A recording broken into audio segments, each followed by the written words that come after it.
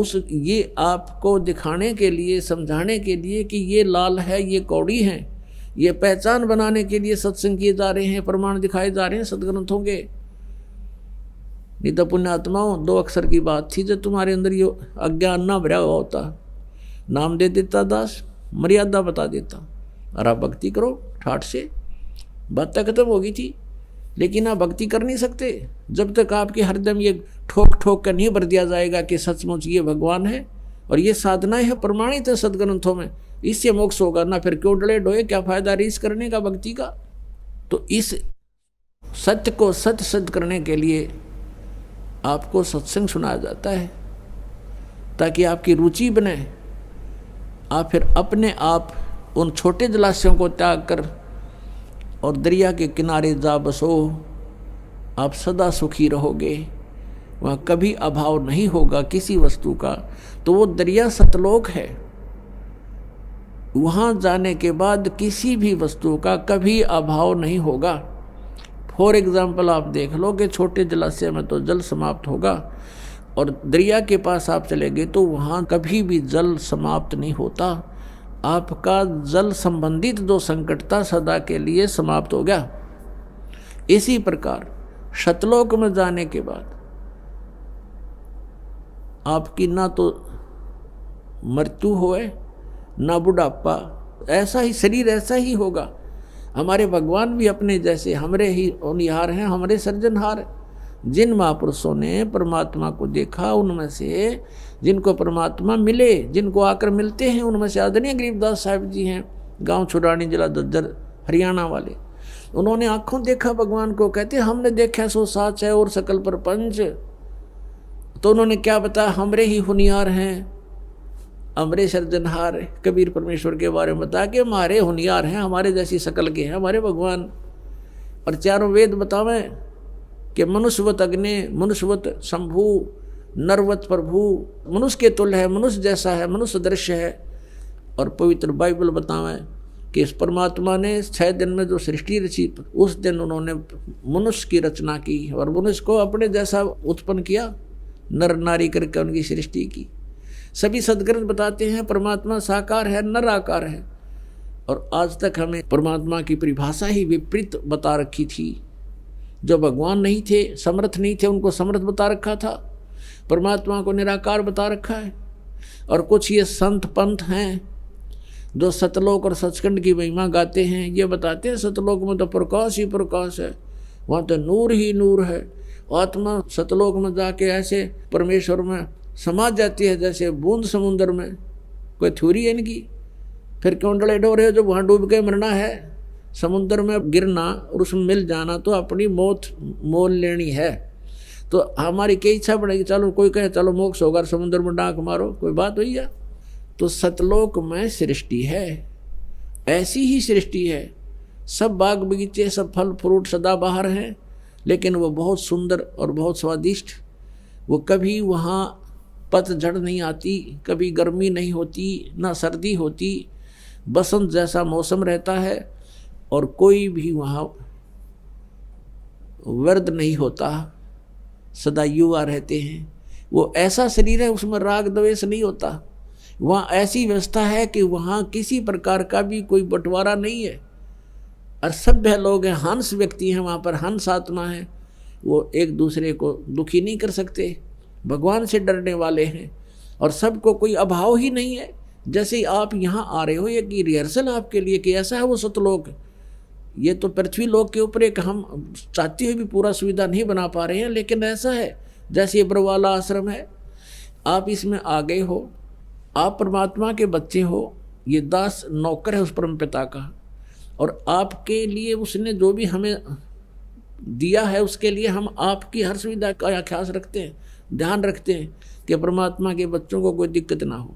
तो यहाँ आपको बिछे बिछाए मैट मिल रहे, बना बनाया भोजन, सर्दी है रजाई तैयार करवा रखी। तो यहाँ आने के बाद अगर आप फिर भी कोई किसी बात पर बकवाद करते हो, तो यहाँ ऐसे क्यों बैठ गया, तूने ऐसा क्यों कर दिया, तो वहाँ से ऐसे उठा लाया, तो इस तरह की तो ये तुम्हारी अपनी नेचर है, जो तुम कहीं भी जालो उड़ाइए बकवाद करोगे ही करोगे। नहीं तो यहाँ कोई आपस में द्वेष करने का गुंजाइश नहीं है। एक जैसा सबको आहार मिलता है, एक जैसा बिछौना मिलता है, और फिर भी कोई ये कहता है वो फिर बकवाद अपनी है। मान ले आप अपना बेड लगा रखे, आपका बिस्तर है, और किसी का अनजान अपने में पैर भी टिक गया, तो एक तनो कहे प्राण मर ले है, तूने क्या कर दिया। एक नो कहे भाई ध्यान करियो, देख थोड़े गंदे पैर थे, मेरा कप खराब हो गया, और वो भी नो कह दी गलती होगी। तो यहाँ एक तो ये तो हंस आत्मा होती हैं जो थोड़े बहुत कष्ट को भी सहन कर लें, दूसरे ने दुखी ना करें।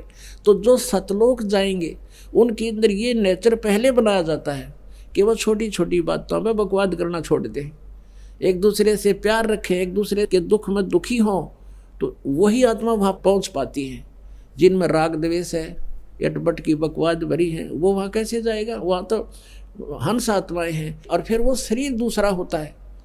यहाँ तो ऐसा है जैसे अच्छी आत्मा है कोई, और बहुत ही अच्छी नम्र आत्मा है। कभी कभी बीपी हाई हो जाए, वो भी गलत बोल जाता है, तो कर्म बिगड़ गए उसके। तो वहाँ ऐसा नहीं है, वहाँ शरीर बिल्कुल ऐसा है कि उसमें कोई भी किसी प्रकार का पुर्जा कभी डिफेक्टिव नहीं होता, और तेज पुंज से बना शरीर है। या तो 5 तत्वों से बना है, वह केवल एक प्रकाश तत्व से बना हुआ शरीर है। अपना आत्मा हमारे समझ में नहीं आती, क्योंकि हम परमात्मा की परिभाषा से बिल्कुल अपरिचित हैं। इब जैसे ये शरीर आपका, ये कितना सुंदर है, और इस 5 तत्वों से बना है। ये 5 तत्व कौन कौन से है? मिट्टी, जल, वायु, अग्नि और आकाश। इसमें कितना दिखाई दे आपको? नहीं दिखता। और किस तरह उसी पदार्थ को किस तरह घुमा फिरा के शरीर बनवाया मालिक ने, उसका किस तरह उन सब को एकत्रित करके और किस तरह फैक्ट्री में डालकर कैसे बनवा दिया। माता पिता का सहयोग किया, उन्होंने खाना खाया, 5 तत्व का है सारा बना हुआ, उससे फिर क्या मटेरियल बनाया, और उससे फिर शरीर बनवा दिया। ऐसे ही वहाँ जाने के बाद जो शरीर वहाँ मिलेगा वो शुक्रम कायम है सनाविरम, और ऐसा ही भगवान का है शुक्रम कायम। शुक्र माने माता पिता के बीज से न बनी हुई वो काया नहीं है वहाँ की, उससे बनी हुई काया नहीं है, वो अकायम है, शुक्रम अकायम। ऐसा नाविरम, उसमें नाड़ी नूड़ी नहीं है, नाड़ी नहीं है तो ब्लड प्रेशर आप पे ना हो। तो वहाँ हर तरह की सुविधा सुख है। वहाँ जाने के बाद फिर कोई राग द्वेष नहीं होता, और वहाँ फिर भी कोई बकवाद करता उसको फिर ये सजा है, फिर यहाँ पटकने पड़ते हैं। तो अब हम वहाँ जाने के बाद गलती नहीं कर सकते। जैसे कई भक्तों के मन में ये आ जाती है, नए नए जो आते हैं शंकाएं पैदा करते हैं कि यदि हम वहाँ चले गए जहाँ से हम आए हैं, और उनको ये भी मालूम हो गया कि हम क्यों आए हैं, क्योंकि वहाँ हमने भगवान से आस्था उठा के एक इस काल में लगा ली थी, तो हम इसके साथ आ गए। तो वो कहते हैं कि यदि हमारे वहाँ जाने के बाद फिर यह समस्या होगी, हमसे कोई गलती होगी, तो हम फिर वापस आ जाएंगे। बिल्कुल आ जाओगे, लेकिन वहाँ जाने के बाद आप फिर गलती कर नहीं सकते। क्यों नहीं कर सकते? क्योंकि आप यहाँ के कष्टों से परिचित रहोगे। अब जैसे कोई व्यक्ति जा रहा है कि रास्ते में, और आगे उसने देखा कि उस रास्ते में तो बहुत भयंकर गड्ढे हैं, जंगल है, वन है, और वहाँ चोर उचक्के लोग रहते हैं, सभ्य व्यक्ति नहीं है, और किसी कारण से गलती से उस रास्ते कभी चला गया, उसने वो भी कष्ट उठाने पड़े, वो गड्ढों में से भी गाड़ी निकाली, आगे चोर उचक्के मिल गए, उनको पीटा भी, उनका धन भी लूट लिया, सभ्य व्यवहार भी नहीं किया। क्या वो व्यक्ति उस रास्ते फिर जा सकते? भूलकर सपने में भी ना जा सकते।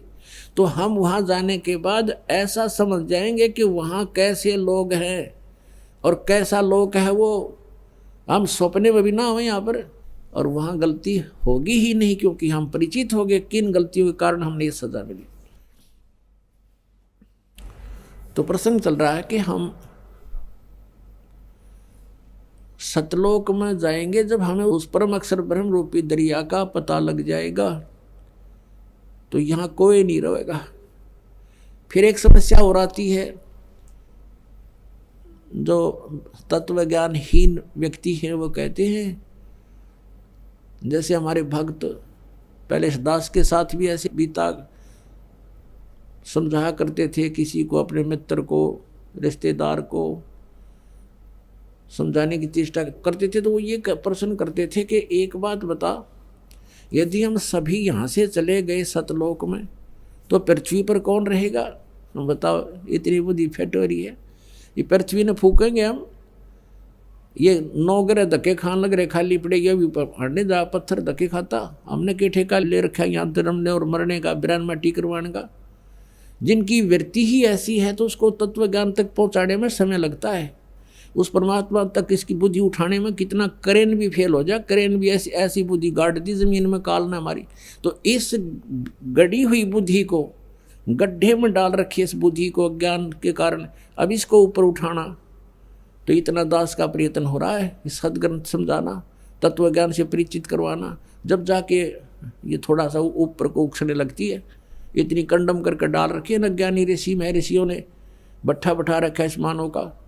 परमात्मा स्वयं आते हैं, इनके अज्ञान के कारण हम उनको पहचान नहीं पाते हैं, और जिस कारण से आज तक हम भटक रहे हैं।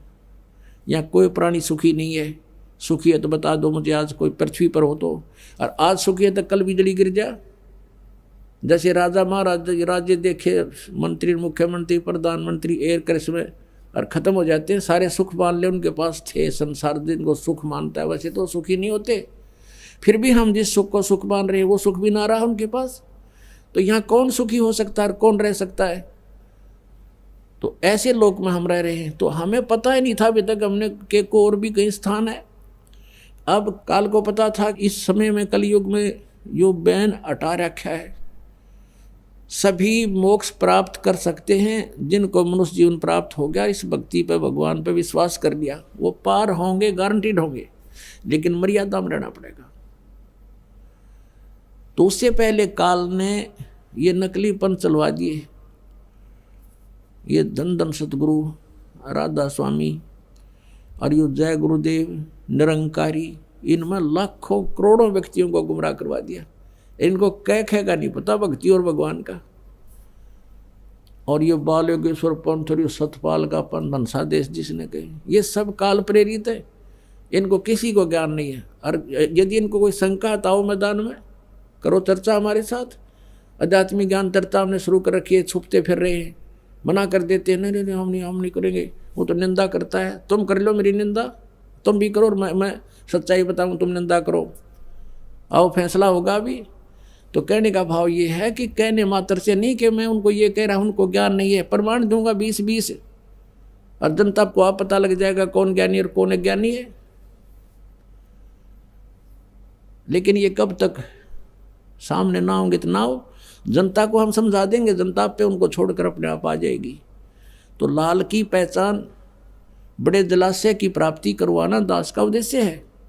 फिर ये अपने आप उन छोटे जलाशयों को त्याग देंगे, नकली गुरुओं को त्याग देंगे, परमात्मा को स्वीकार करेंगे, पहचानेंगे। तो समर्थ भगवान कौन है? समर्थ का सरना गहो रंगहोरी हो, और कदे ना हो एकाज राम रंगहोरी हो।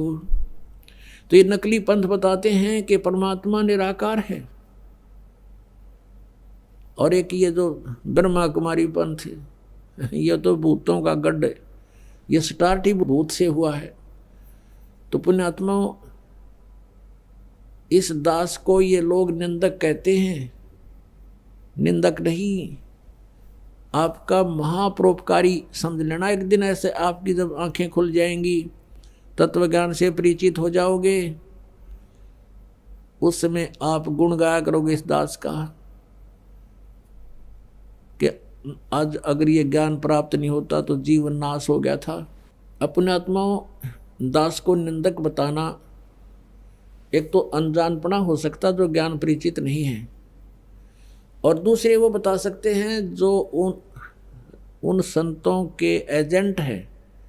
कोई उनकी पुस्तक बेच रहा है, या कोई वहाँ पर कोई पद प्राप्त कर रखा है उसने किसी का, और को गुमराह करने का उसको ठेका ले रखा है। तो ऐसे व्यक्ति इसको निंदा बता सकते हैं दास के प्रयत्न को। नहीं तो ये ऐसा प्रयत्न है जैसे एक बार किसी व्यक्ति ने नकली नोट छाप लिए थे 500 के, और जब उसका पता चला वो पकड़े गए तो सरकार ने क्या किया था कि दोनों नोट, ओरिजिनल और डुप्लीकेट, टीवी पर दिखाए थे और ये बताया था कि ये नकली है, इसमें ये कमियां हैं, ये ओरिजिनल है, इन दोनों की तुलना करो। ऐसा नोट हो तो ग्रहण मत करना, तुम्हें हानि हो जाएगी। समाचार पत्रों में भी छाप छाप कर, प्रिंट करवा कर करके जनता में भेजे गए थे कि ऐसा डुप्लीकेट होता है, ऐसा ओरिजिनल होता है। तो क्या वो प्रयत्न सरकार का हमारे हित में था या अहित में? हित में था। और उस प्रयत्न को कोई न्यू कह के सरकार निंदा कर रही है तो कौन कह सकता है? जो नकली नोट छापणीय गिरोह का व्यक्ति कह सकता है ये बात। तो दास का आज वही प्रयत्न है।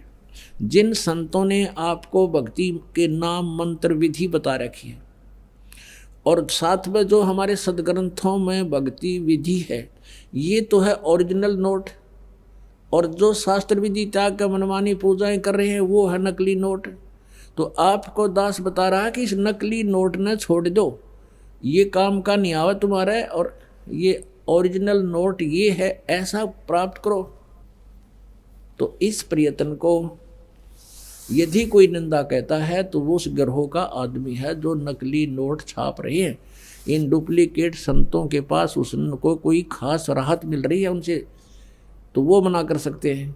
खास राहत माने या तो कितना पोस्ट प्राप्त कर रहा होगा, या उनकी उन अड़ंगे ज्ञान युक्त पुस्तकों को बेच रहा होगा, कहीं उनको पता लग जाए ग्राहकों को और वो फिर इन पुस्तकों को खरीदे नहीं, तेरा रोजी रोटी खत्म हो जा। या वो संत विरोध कर सकते हैं कि कहीं तुम्हारे चेले ना भाग जा। तो वो हितकारी नहीं, वो हितैषी नहीं उस अपने अनुयायियों के, वो अपने ही जाल में फंसा कर काल के मुंह में रखना चाहते हैं। तो अब जनता ने समझना पड़ेगा, भक्तों ने, कि तुम क्या साधना करें।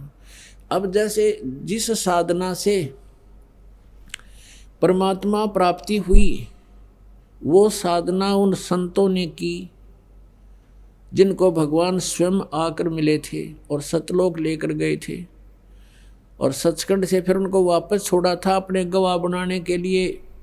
आज उनकी वाणी में वही साक्ष्य मिलते हैं जो हमारे वेदों और गीता जी में मिलते हैं कि उन्होंने ये मंत्र जाप किए थे, इससे उनका मोक्ष हुआ, ये साधनाएं की थी, ऐसी उनकी क्रियाएं थी। तो जो जिन क्रियाओं से और जिन मंत्रों और जाप से, साधना से परमात्मा प्राप्ति की जिन महापुरुषों ने, जिनके आज प्रमाण है कि उनको भगवान मिले, तो हमने वही साधना करनी पड़ेगी और उसी साधना से हम भगवान पा सकते हैं। अब जैसे कोई गण के साथ जांडी काट सके उसने, वो तो तीखी कवाड़ी लेनी पड़ेगी और फिर करके प्रयत्न 2 घंटे में काट देंगे। तो ऐसे ही सही हथियार औजार हमारे पास होंगे तो हम उस क्रिया में सफल होंगे। तो गीता जी अध्याय नंबर 16 के श्लोक नंबर 23 में कहा कि अर्जुन जो शास्त्र विधि को त्याग कर मनमाना आचरण करते हैं उनको न तो कोई सुख होता है और न उनकी गति होती है और न ही उनको कोई किसी प्रकार की कोई सिद्धि प्राप्त होती है, अर्थात यूजलेस, उनको कोई लाभ नहीं। फिर किस लिए डरे ढोरे हैं? तो शास्त्र अनुकूल साधना कौन सी है, शास्त्र विरुद्ध कौन सी है? ये सदग्रंथ ही प्रमाण है। 24वें श्लोक में तुरंत कहा है गीता जी अध्याय नंबर 16 के कि इससे तेरे लिए अर्जुन कर्तव्य अकर्तव्य की व्यवस्था में सदग्रंथ ही प्रमाण है। जो हमारे शास्त्र ही प्रमाण है, जो शास्त्रों में लिखा है उसके अनुसार साधना करना, किसी व्यक्ति विशेष के कहने से अपने जो न जीवन नाश ना करना, इसका ये सारांश है दोनों श्लोकों का 16वें अध्याय गीता जी का 23 और 24 में।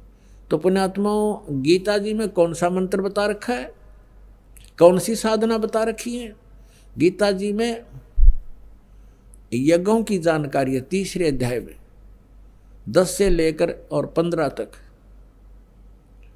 कि तुम यज्ञ करो, धार्मिक अनुष्ठान करो लेकिन उस परम अक्षर ब्रह्म को इष्ट मानकर, उसी को पूज्य मानकर, जैसे पौधे की जड़ में सिंचाई करने से पौधा बड़ा हो जाता, फल बन जाता है।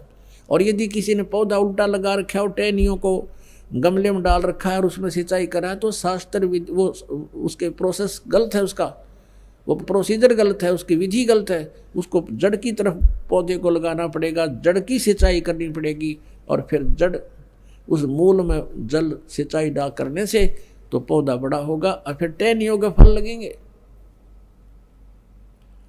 तो यज्ञ 500 यज्ञ करनी है, वैसे तो 5 यज्ञ। और गीता जी में केवल एक ओम नाम लिखा है। गीता जी अध्याय नंबर 8 के श्लोक नंबर 13 में कहा है, गीता ज्ञानदाता ये ब्रह्म है, सर्वपुरुष है, जो श्री ब्रह्मा, श्री विष्णु, श्री शिव जी का पिता है, और ये 21 ब्रह्मांड का स्वामी है। ब्रह्मा विष्णु महेश एक ब्रह्मांड में केवल एक विभाग के एक एक मंत्री हैं। रजगुण विभाग के ब्रह्मा जी, सतगुण विभाग के विष्णु जी, तमगुण विभाग के शिव जी। ये एक ब्रह्मांड में विभागीय मंत्री हैं, और इनका पिता एक ब्रह्मांड में मुख्यमंत्री है। और परम अक्षर ब्रह्म समझ लो, असंख्य ब्रह्मांड के ऊपर ओवरऑल कंट्रोलर, कुल मालिक वो वासुदेव है। वासुदेव का अर्थ है सबके ऊपर जिसकी सत्ता हो, जो सबके ऊपर निवास करता है, यानी सबके ऊपर वो कंट्रोलर है, उसको वासुदेव बोलते हैं।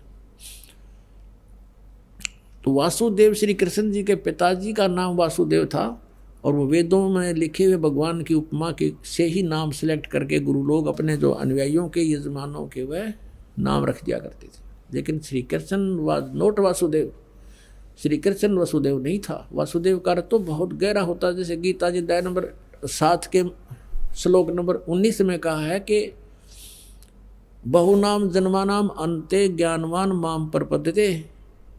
गीता जी अध्याय नंबर 7 के श्लोक नंबर 12 से लेकर 15 तक तो बताया कि तीनों गुण, रजगुण ब्रह्मा, सतगुण विष्णु, तमगुण शिव जी की जो साधना करते हैं तो उससे उनका लाभ कुछ नहीं होता, इसलिए वो मेरी साधना ना करते। गीता जी उसमें लिखा कि तीनों गुणों के द्वारा, रजगुण ब्रह्मा, सतगुण विष्णु, तमगुण शिव जी के रूपी त्रिगुण माया के द्वारा जिनका ज्ञान हरा जा चुका है, वो राक्षस स्वभाव को धारण किए हुए मनुष्यों में नीच दूषित कर्म करने वाले मूर्ख मुझे नहीं बचते। गीता ज्ञानदाता कह रहा है, अपनी साधना बताता है 7वें अध्याय के 16, 17 और 18 में 3 श्लोकों में कि मेरे भी 4 प्रकार के मेरी साधना करते हैं, अर्थार्थी, आरत, जिज्ञासु और ज्ञानी। इनमें से ज्ञानी मुझे पसंद है क्योंकि इसने समझ लिया भगवान पाने के लिए हमने केवल सत साधना करनी होगी, और मनुष्य जीवन केवल परमात्मा प्राप्ति के लिए ही प्राप्त हुआ है। इस उद्देश्य से उन्होंने अन्य देवताओं की पूजा त्याग दी। उन ज्ञानी आत्माओं ने वो ब्रह्म साधना कर रहे हैं, वो मुझे अच्छे लगते हैं, लेकिन वो भी मेरे वाली अनुत्तम गति में श्रेष्ठ रहे, क्योंकि उनको तत्वदर्शी संत नहीं मिला। उनको वासुदेव का पता नहीं चला। वासुदेव कौन है? वो समर्थ शक्ति कौन है? समर्थ का शरणा गहो रंगोरी हो, कदे ना हो काज राम रंगोरी हो। श्रीमद् भगवद गीता अध्याय नंबर 18 के श्लोक नंबर 62 में कहा है कि अर्जुन तू सर्वभाव से उस परमेश्वर की शरण में जा, उसकी कृपा से ही तू परम शांति को और सनातन परम धाम को प्राप्त होगा। तो वो उस संत की साधना तत्वदर्शी संत से मिलेगी, वो मिले नहीं, जिस कारण से वो ऋषिजन, वो ज्ञानी आत्मा ब्रह्म साधना पर ही लगे रहे और ब्रह्म को सुप्रीम पावर मान लिया। इसलिए कहता है कि वो ज्ञानी आत्मा है तो उदार, लेकिन मेरे वाली घटिया साधना में ही लीन रहे। क्यों? अब 7वें अध्याय के 19वें श्लोक में कहा है कि बहुनाम जन्मानाम अन्ते ज्ञानवान माम प्रपद्यते। बहुत बहुत के किसी अंत के जन्म में ये ज्ञानी आत्मा मेरी भक्ति यानी ब्रह्म साधना करते हैं। नहीं तो आन उपासना में ही, जैसे किसी का जन्म हो गया मुसलमान धर्म में, वो अपनी ओर पूजा करे और न ब्रह्म का बेरा है को नहीं। किसी का जन्म हो गया ईसाई धर्म में, वो कुछ और ही साधना करे, उनको भी पता नहीं। और जिनका जन्म हो गया हिंदू धर्म में, वो अपने हिसाब से और नीचे सतर की साधना में लगे, ब्रह्म तक बुद्धि उठती ही नहीं। कहते हैं बहुनाम जन्मानाम अन्ते।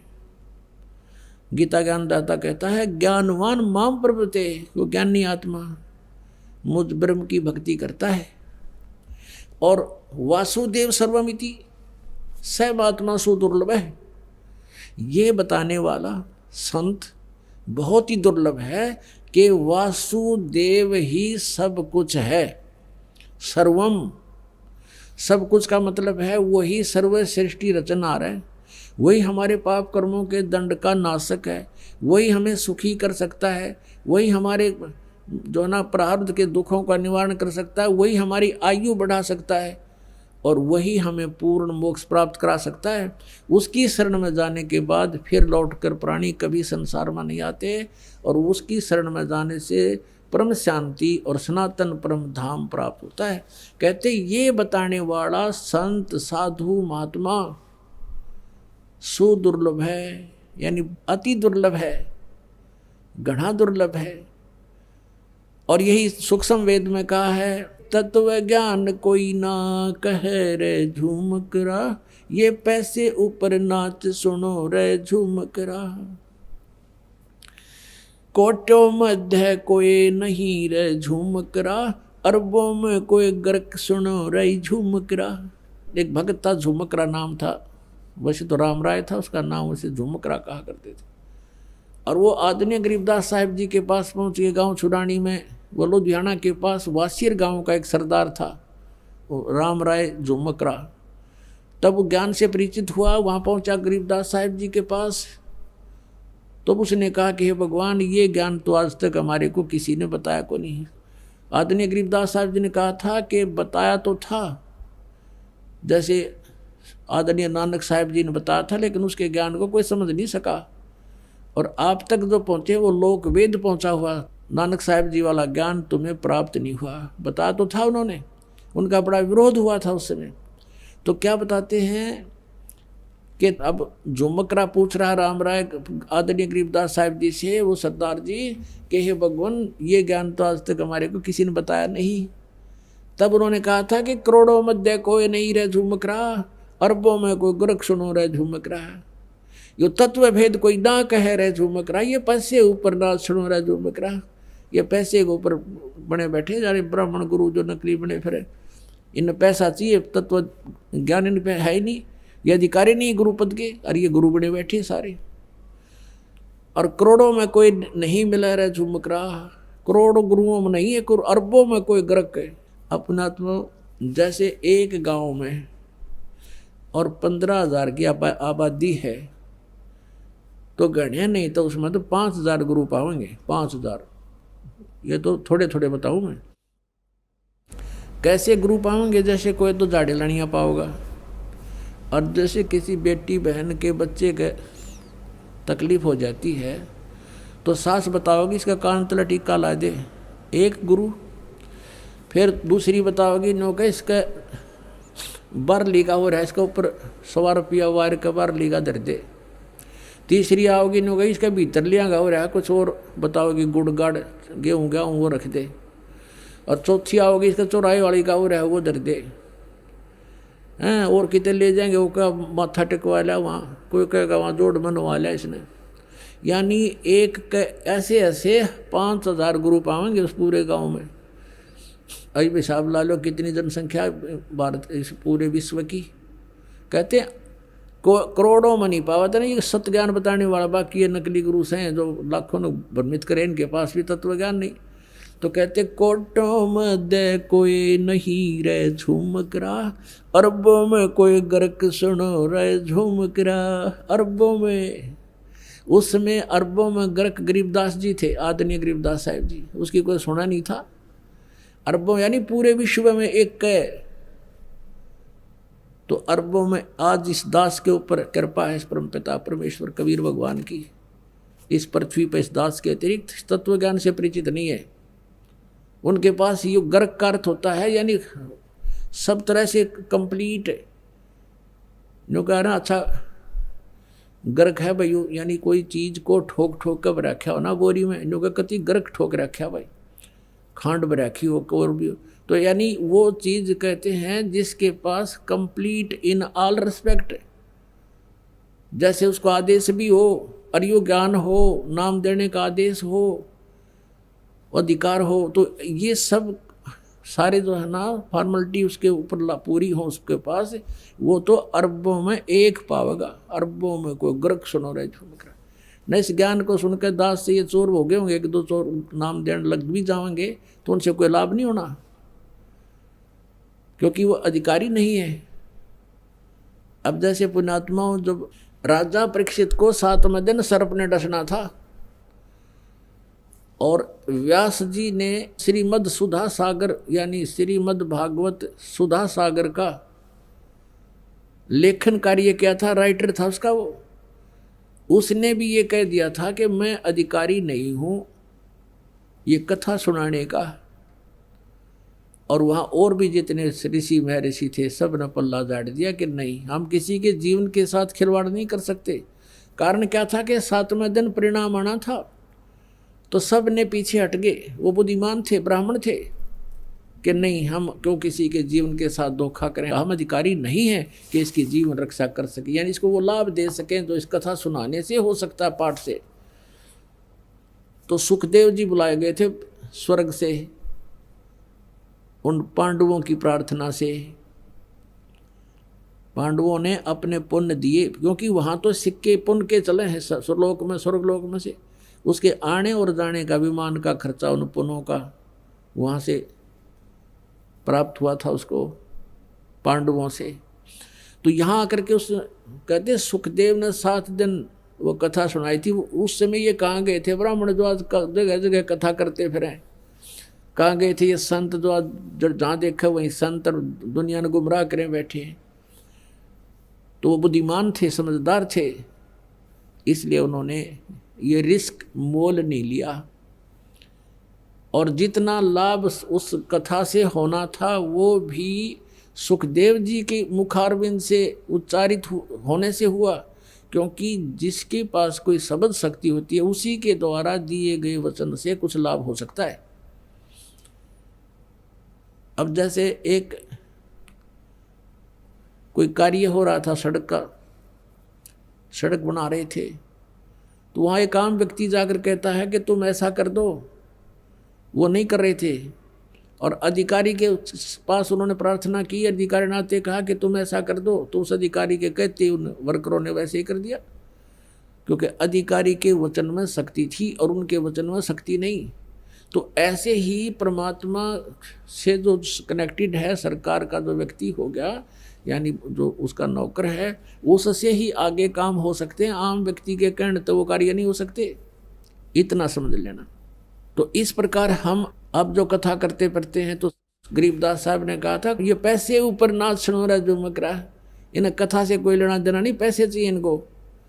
एक बार एक गांव में एक मनीराम नाम का ब्राह्मण कथा करे था और पैसे के लालच में 7 दिन की छोड़ उन्हें 30 दिन का रख दिया, 30 दिन कथा करूंगा भागवत की, रोजाना 1-1, 2-2 घंटा ऐसा शुरू कर दिया। उसने सोचा रोज के 2-4 रुपये होंगे तो भी 100-125 रुपये महीने में तेरे को मिलेंगे। अब क्या हुआ कि 30वें दिन जिस दिन उसका कथा का भोग पड़ना था, उसने भोग का डंडोरा पिटवा दिया, आवाज़ लगा दी। उस दिन उसी गांव के कुछ व्यक्ति शरारती टाइप से कि भाई आज कथा का भोग लगेगा और इस ब्राह्मण के घने पैसे आवेंगे। उन्होंने क्या किया कि उसी दिन एक डांसर मंगा ली दिल्ली तक, और चंपाकली नाम था उसका। वो डांसर का उसी दिन प्रोग्राम रखवा दिया जिस दिन वह भोग पड़ना था सुबह सुबह। अब सारे गांव के वहाँ इकट्ठे हो गए। पंडित जी का तो 30 दिन में 30 रुपये आए और उस चंपाकली का आगे 500 रुपये 2 घंटे में। अब वो पंडित जी ठाके उन 30 रुपया ने और चल पड़ा मायूस सा होकर। कहाँ पहुँच गए? आदरणीय गरीबदास साहिब जी गांव छुड़ानी जिला जज्जर, उसके रास्ते में पड़ा था। तो उसने देखा सुना था कि वहाँ गरीबदास नाम के कोई संत रहते हैं। वैसे गरीबदास जी किसान थे, वैसे अलग से कोई आडंबर करके वो गुरुपद पर नहीं रहा करते। सिंपल धोती कुर्ता जो यहाँ का लिबास था, पोशाक थी, उसी में रहा करते थे। उन्हें पता करके वहाँ पहुँच गए जहाँ 5-7 भगत बैठे थे, आदरणीय गरीबदास साहिब जी के शिष्य। और वो पंडित जी भी पहुंच गया, प्रणाम हुआ, बैठने का आसन दे दिया, बैठ गया और पूछा, क्योंकि वेशभूषा पंडित की नारी होया करती। गरीबदास जी ने कहा, पंडित जी ठीक कुशल हो? पंडित जी का माथा ठनक रहा, चौड़ी पड़ रही, कहने लगे, महाराज क्या ठीक है, आग लगी पड़ी है, हाहाकार मच गई है और दुनिया का तो नाश जाएगा, ये हो गया और वो हो गया। अब काफी उलाने सुलाने दे रहा था, तो शिष्य बैठे थे, वो कहने लगे गरीबदास साहब जी से कि महाराज जी, पंडित जी को क्या तकलीफ है, कुछ बता भी नहीं पा रहा है ये। तब गरीबदास जी ने कहा, भाई बताऊं क्या समस्या इसके सामने? फूटी ज्ञान विवेक की, अंधा है जगदीश, और भाई चंपाकली के 500 और मनीराम को 30, यो रोड़ा पड़ रहा है इसके जी ने।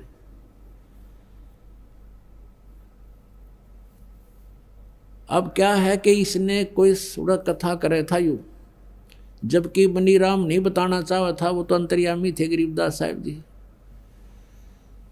उसकी बता दी सच्चाई। फिर वो मनीराम कहने लगा, महाराज आपने क्यों करबेरा पिटा, आपको कैसे पता लगा मेरी समस्या का? ने बोला, भाई भगवान की दया होगी, हो रही है मेरे पे, इसलिए पता लग गया। लेकिन तूने अपनी समस्या का पता नहीं, मुझे तेरी समस्या का पता है। अब एक बात बता, तू गाली दे रहा उनके गांव के उन शरारतियों को, और तेरा क्या उद्देश्य था वहां पर? तू चंपाकली ने बूंदी मान रहा, तेरा क्या उद्देश्य था? अगर तेरा उद्देश्य पैसे का ना होता तो बातें खत्म थी, तेने कहने की जरूरत नहीं थी, तेरा अपना फर्ज पूरा किया रह जाता, तेरा खाना पीना छूट रहा। बोला जी बात तो नहीं होगी ना। फिर उनको ज्ञान दिया, समझाया क्यों नरक कट्ठे क्यों डले ढोरा, नालायक तेरे कर्म फूट गए, तो है अधिकारी कथा करने का।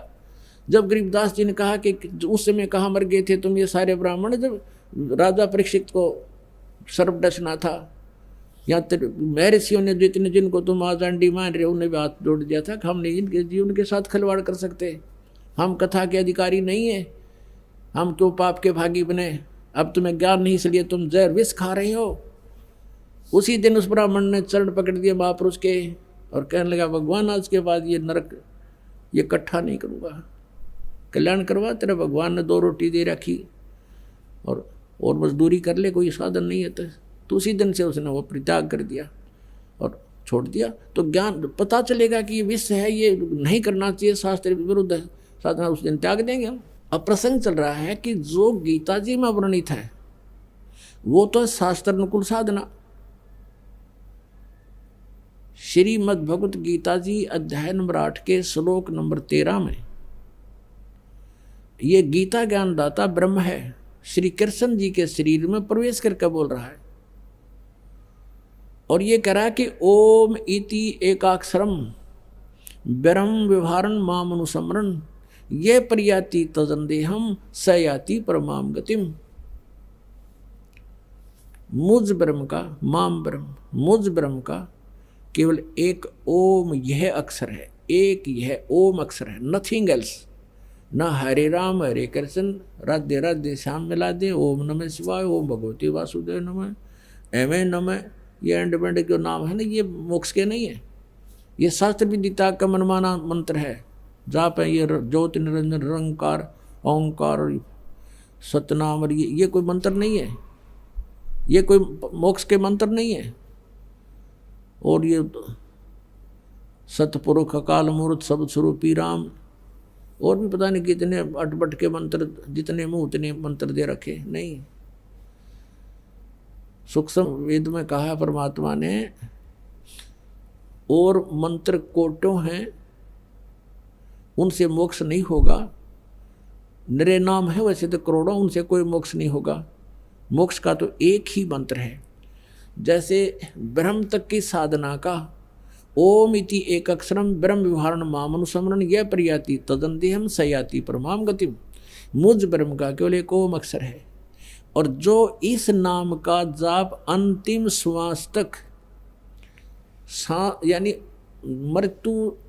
मरते दम तक इसी का उच्चारण करता हुआ शरीर त्याग कर जाता है, स याति परमाम गतिम, वो ओम नाम से मिलने वाली परम गति को प्राप्त होगा। ओम से मिलने वाली परम गति कौन सी है? ब्रह्मलोक प्राप्ति होगी। ब्रह्म की साधना से, ओम नाम के जाप से ब्रह्मलोक प्राप्ति होगी।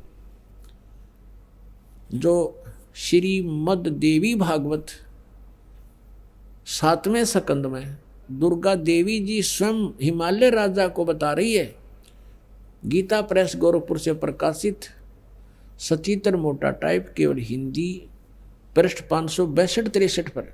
उसमें क्या बता रखा है?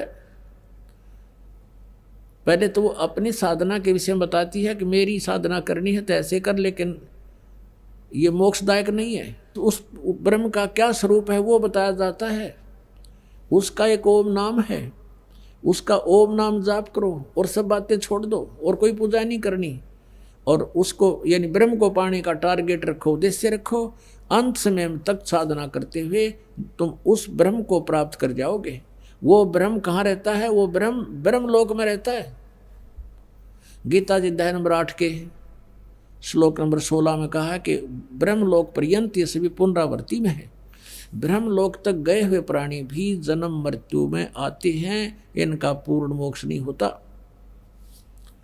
इसलिए गीता ज्ञानदाता 7वें अध्याय के 18वें श्लोक में कहता है कि ये सभी ज्ञानी आत्मा हैं तो नेक, समर्पित हैं परमात्मा के लिए, और ये मेरे वाली अनुतम यानी कति घटिया अश्रेष्ठ साधना में गति में ही स्थित हैं।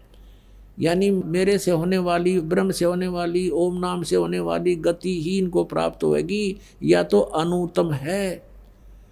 जन्म मृत्यु मेरे भी रहेंगे अर्जुन, तेरे भी रहेंगे, ये खुद कहता है गीता ज्ञानदाता ब्रह्म 4 अध्याय के 5 और 9 श्लोक में, दूसरे अध्याय के 12 श्लोक में, 10वें अध्याय के दूसरे श्लोक में। ये खुद कहता है तेरे और मेरे बहुत जन्म हो लिए, तू नहीं जानता, मैं जानता हूँ। इसलिए तो कह रहा है 18वें अध्याय के 62वें श्लोक में कि अर्जुन तू सर्वभाव से उस परमेश्वर की शरण में जा, उसकी कृपा से तू परम शांति को और सनातन परम धाम को प्राप्त होगा। और 15वें अध्याय के 3-4 श्लोक में बताया है कि उसके पश्चात यानी तत्वदर्शी संत मिल जावे, उस तत्व ज्ञान रूपी शस्त्र से इस अज्ञान को काट कर यानी इसको समझ कर उसके पश्चात परमेश्वर के उस परम पद की खोज करनी चाहिए, जहाँ जाने के बाद साधक फिर लौटकर कभी संसार में नहीं आते, उनका पूर्ण मोक्ष हो जाता है। अपने आत्मा में प्रसंग चल रहा है कि ओम नाम बताया है 8वें अध्याय के 13वें श्लोक में गीता ज्ञानदाता ने अपनी साधना का, और उससे क्या उपलब्धि होगी? ब्रह्म प्राप्ति। अब 7वें अध्याय के 18वें में तो अपनी साधना को अनुत्तम यानी अपनी गति को अनुत्तम बता दिया कि ओम से होने वाली गति परम गति भी अनुत्तम, क्योंकि ब्रह्मलोक में गए, ब्रह्मलोक में जाने के बाद फिर जन्म मृत्यु, इसलिए कहा वो भी व्यर्थ है, अनुत्तम है। अनुवादकर्ताओं ने लिख रखा है वो अति श्रेष्ठ है। इन्हें डिक्शनरी बदलवा दी, हाँ, शब्दों के अर्थ कर रखे। जैसे किसी जगह अंग्रेजी में बैड लिख रखा है, वो बैड, बैड माने खराब, और बैड का अर्थ कोई गुड लिखे, कितना बुद्धिमान है वो समझा नहीं वो सेंटेंस क्या बताना चाहता है, उसको समझ नहीं सकने से उसने उसको अनर्थ कर दिया। ऐसे ही गीता के इस तत्व ज्ञान को ना समझने से गीता के अर्थों का अनर्थ कर डाला इन लोगों ने। वर्ज माने जाना होता है, इन्होंने आना कर दिया। 18वें अध्याय में 66वें श्लोक में ये कहता है गीता ज्ञानदाता कि मेरे सतर की सब पूजाओं को मुझ में छोड़ दे, ओम नाम के जाप को मुझे दे दे, फिर एकम शरणम व्रज, वो सर्वशक्तिमान परमात्मा की शरण में जा, जिसके बराबर दूसरा ना हो, एकम अद्वितीय। इन्होंने वहाँ आना लिख रखा है। अब यहाँ प्रसंग चल रहा है कि जो ये और अन्य नाम देते हैं, ये हरे राम हरे कृष्ण श्री राधे, ये शास्त्र विदिता कमनमान आचरण है इनका, जो 16वें अध्याय के गीता जी के श्लोक नंबर 23-24 के अनुसार व्यर्थ है। यही गीता ज्ञानदाता कहता है, इस कारण से ये मेरी साधना भी 7वें अध्याय के 18वें श्लोक में कि मेरी गति भी अनुत्तम है। और इसीलिए 7वें अध्याय के 19वें श्लोक में कहा कि बहु नाम जन्मानाम अन्ते ज्ञानवान माम प्रपते। बहुत बहुत जन्मों के अंत में कोई ज्ञानी मुझ मेरी भक्ति करता है, नहीं तो ये नीचे जय गणेश देवा माता थारी पार्वती इनमें लगे रहे हैं। और वासुदेव सर्वमिति स महात्मा सुदुर्लभ है, ये बताने वाला कि नहीं वो सर्वशक्तिमान परमात्मा परम अक्षर ब्रह्म ही सब कुछ है, उसी की पूजा करनी चाहिए, उसी से मोक्ष होगा, वही पाप नाशक है, आपकी आयु भी बढ़ाएगा, आपके संकटों के विघ्नों को भी नाश करेगा। और वो परमात्मा अच्छी आत्माओं को आकर मिले हैं, उनको सत साधना से परिचित करवाया है। उन्होंने जो सत साधना की वो अपनी अमृतवाणी में पहले ही साक्ष्य प्रमाणित रख रखे हैं। वो परमात्मा के साक्षी हैं कि सचमुच वो परमात्मा ऐसी ये साधना देता है, और वही आज सदगर्भ बता रहे हैं।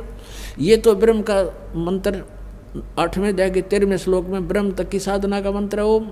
फिर 8वें अध्याय के प्रथम श्लोक में अर्जुन ने पूछा, हे भगवान आपने जो 7वें अध्याय के 29वें श्लोक में जिस तत्ब्रह्म की जानकारी बताई है कि उसकी जानकारी जिसको होगी, सारे अध्यात्म की का ज्ञान हो गया, सब कर्मों का ज्ञान हो गया, तो वो प्राणी केवल, वो साधक केवल जरा और मरण से छूटने का प्रयत्न करता है। तो वो तत्ब्रह्म क्या है और क्या वो अध्यात्म है? 8वें अध्याय के 3रे श्लोक में गीता ज्ञानदाता ने कहा कि वो परम अक्षर ब्रह्म है। अब 8वें अध्याय के 5 और 7 में तो कहता है मेरी भक्ति कर, मेरा ओम नाम है, मुझे प्राप्त होगा, लेकिन युद्ध करना पड़ेगा, शांति नहीं हो सकती, जन्म मृत्यु तेरी रहेगी मेरी भी रहेगी। 8वें अध्याय के 8, 9, 10 में तुरंत कहा है कि उस परम अक्षर ब्रह्म की साधना करनी है तो उस तत्वदर्शी संतों को पूछो, फिर उसकी भक्ति करने वाला उसको प्राप्त हो जाएगा। और फिर 15वें अध्याय के 1 से लेकर 4 में कहा कि उस परमेश्वर की उस परम पद की खोज करनी चाहिए, फिर जहाँ जाने के बाद फिर लौट कर कभी संसार में नहीं आते। उसका मंत्र क्या है, उसके लिए उसने ऑप्शन छोड़ दिया कि तत्वदर्शी संत उसके डिटेल बता सकते हैं। 17वें अध्याय के 23वें श्लोक में कहा है ओम तत्सत इति निर्देश है ब्रह्मणे त्रिविध है समर्थ है। सच्चिदानंद घन ब्रह्म यानी परम अक्षर ब्रह्म के पाने की 3 मंत्र की साधना है। अब 3 मंत्र की साधना है। जैसे हमने हैंडपंप लगाना है तो हैंडपंप लगाने के लिए जो प्रयत्न है वो पूजा नहीं, पूजा तो जल की कर रहे हैं जिस जो हमने ढूंढना पाना है। तो वो जो साधनाएं हम करते हैं ये साधना तो ये समझ लो ये पूजा नहीं है। कोई नो के ओम नाम का जाप देते हो और उधर से ओम तो काल का जाप है। अब हमने क्या करें, लो तो लोहे कट्या करें, लोहे से लोही कट सकता है। तो हमने अपने उद्देश्य को पाने के लिए यह लिखा है कि ओम तत्सतिति निर्देश ब्रह्मणे त्रिवेद समर्थ है।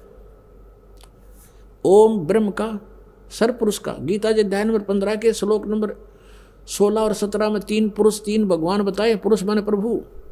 पुरुष इसलिए का मनुष्य को क्योंकि परमात्मा पुरुष जैसा ही है, वो पुरुष है, हम डुप्लीकेट पुरुष हैं। हम उसके उस जैसे होने से हमें भी पुरुष कहने लगे।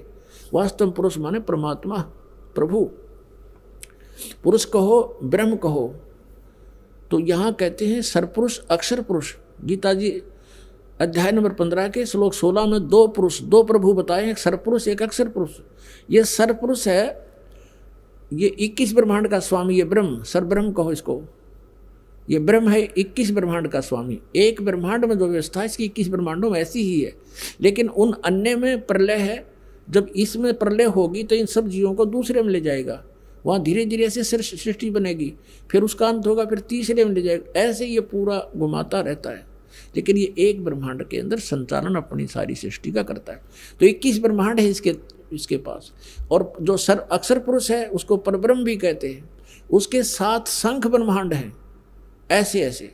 और जो तीसरा 17वें श्लोक में जो 15वें अध्याय में कहा कि उत्तम पुरुष है तू अन्य, 16वें श्लोक में गीता जी अध्याय नंबर 15 के श्लोक नंबर 16 में जो 2 पुरुष कहे हैं सरपुरुष और अक्षर पुरुष, इनसे कोई अन्य है वो उत्तम पुरुष श्रेष्ठ परमात्मा, वो परम अक्षर ब्रह्म है और वही परमात्मा कहा जाता है। और उसके पाने के लिए अब उस परम अक्षर ब्रह्म की वही तीनों लोकों में प्रवेश करके सबका धारण पोषण करता है, वो परम अक्षर ब्रह्म है। अब गीता जी अध्याय नंबर 17 के श्लोक नंबर 23 में कहा कि उस सच्चिदानंद घन ब्रह्म की साधना का ओम तत्सत इति निर्देश है ब्रह्मणे त्रिवेद समर्थ है। ब्रह्मणे माने उस परम अक्षर ब्रह्म का, सच्चिदानंद घन ब्रह्म की साधना का, केवल इस 3 मंत्र का के जाप का निर्देश है। निर्देश का मतलब है फाइनल फैसला, नथिंग एल्स। डायरेक्शन है ये, इसके अग्रम मग्रम नहीं है और कुछ नहीं। ओम तो ब्रह्म का, ओम को सरपुरुष भी कहते हैं। ये सरपुरुष का, हम अपनी संत भाषा में हमारे महापुरुषों ने इसको क्षर पुरुष का क्षर, और एक अक्षर जो नाश ना हो उसको अक्षर बोलते हैं। तो क्षर और अक्षर, लेकिन इस अक्षर पुरुष को यहाँ अक्षर पुरुष इसलिए कहा गया कि इसकी आयु बहुत लंबी है, लेकिन इसकी फिर भी मृत्यु है। इसलिए तो कहा है, गीता जी अध्याय नंबर 15 के श्लोक नंबर 16 में कहा है कि सरपुरुष और अक्षर पुरुष ये दो भगवान हैं, 2 पुरुष हैं। इनकी और इनके अंतर्गत जितने प्राणी हैं ये सब नाशवान है। जीवात्मा तो किसी की भी निवृत्ति का देह की, ना कुत्ते की ना सूर की, वो तो बात ही सेपरेट इशू है। लेकिन हम जो प्राणी रूप में हैं ये सब की मृत्यु होती है और इनकी भी मृत्यु होती है। इसलिए 17वें श्लोक में 15वें अध्याय के में गीता जी में कहा है कि उत्तम पुरुष तो अन्य, उत्तम पुरुष है, उत्तम पुरुष पुरुषोत्तम यानी सही भगवान तो इन दोनों से भी कोई और है, वही परमात्मा कहा जाता है। और वही तीनों लोकों में प्रवेश करके सबका धारण पोषण करता, वो है अवैश्वर, वो है अविनाशी परमेश्वर। और उसके पाने की ये 3 मंत्र की साधना है। ओम सरपुरुष का, और तत् ये अक्षर पुरुष का, ये सांकेतिक है। तत् ओम तो सार्वजनिक है, तत् और सत ये गुप्त है। तत् और सत ये यानी कोड वर्ड है इनमें, ये दास के अतिरिक्त इनको कोई नहीं बता सकता। और दास से प्राप्त इस ज्ञान से कोई वैसे किसी को बता भी देगा, उसका अपना भी नाम खत्म, दूसरा कल्याण होना है को नहीं, दोषी होगा, उसका नाम खत्म हो जाएगा। तो ये क्योंकि अधिकारी के बिना आप कोई डुप्लीकेट लाइसेंस बना कर देते हो, पासपोर्ट बनाते हो डुप्लीकेट, तो आप भी सजा के पात्र और बनवानियाँ भी, दोनों ठोके जाएंगे जेल में। तो ऐसा समझदार व्यक्ति गलती नहीं कर सकता। अपराधी व्यक्ति के व्यक्ति ही ऐसा किया करते हैं। तो जो भगवान के अपराधी हैं, दोषी हैं, वही इन मंत्रों को मुझसे प्राप्त करके इस दास से वो स्वयं प्रभु बनने की चेष्टा करेंगे गुरु, तो वो अपना भी जीवन नाश करेंगे और उन प्राणियों के साथ भी धोखा कर रहे हैं जो उनसे उपदेश प्राप्त करेंगे। तो कहने का भाव ये है पुण्यात्माओं, समर्थ का शरणा गहो रंग होरी हो, कदे न हो ए काज राम रंग होरी हो। दुख द्वंद उपाद में जीव बंधे, समर्थ की नहीं उपासा है।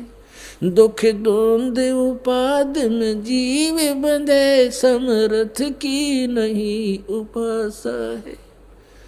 इस दुख द्वंद में, उपाद में, बकवादा में सब जीव लगे हुए हैं, उस समर्थ की पूजा नहीं करते हुए। समर्थ का शरण गहो रंग होरी हो, कदे न हो ए काज राम रंग होरी हो। बोलो सतगुरुदेव। परम पिता परमेश्वर पूर्ण ब्रह्म सर्व सृष्टि रचनहार कबीर जी की असीम कृपा से आप पुण्यात्माएं सत्संग सुनने के लिए उपस्थित हुए।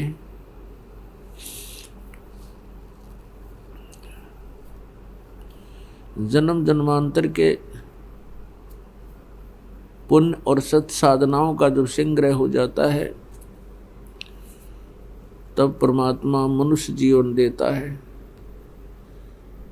और भी अत्यधिक जो पुण्यकर्मी प्राणी होते हैं, मनुष्य जीवन प्राप्त करके वे सतगुरु शरण ग्रहण कर पाते हैं।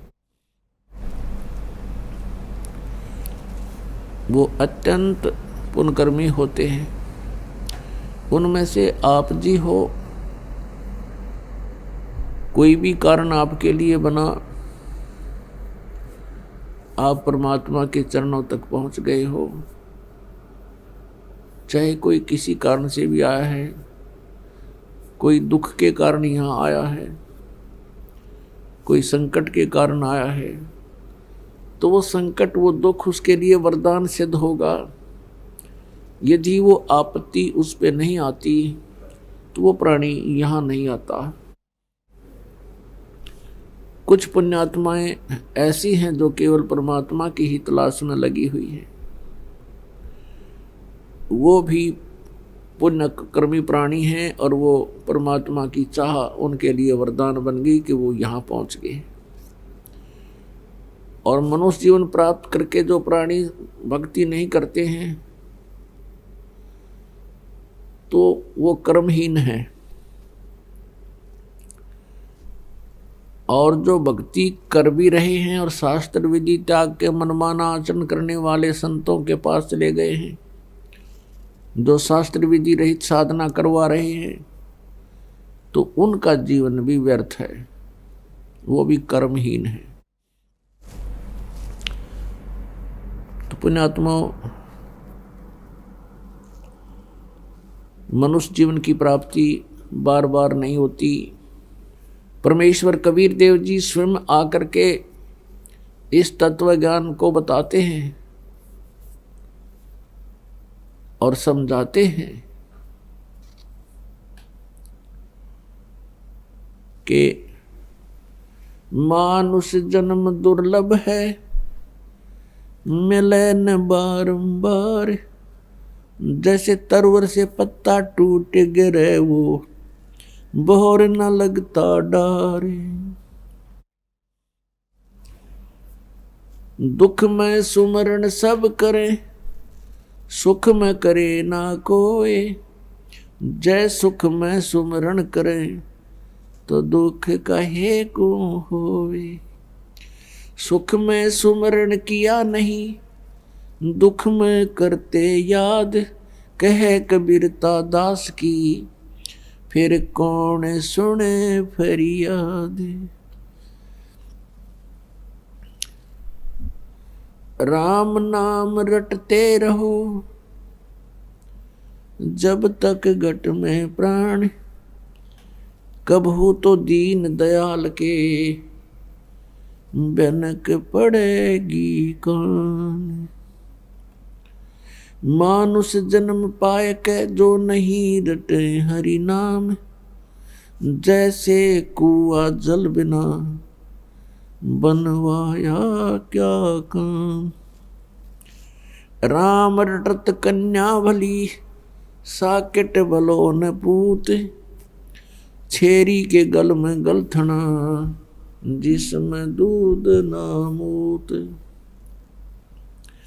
राम रटत कोड़ी भलो, चू चू पड़े जो चाम, वो सुंदर शरीर किस काम का, जा मुख नाही नाम।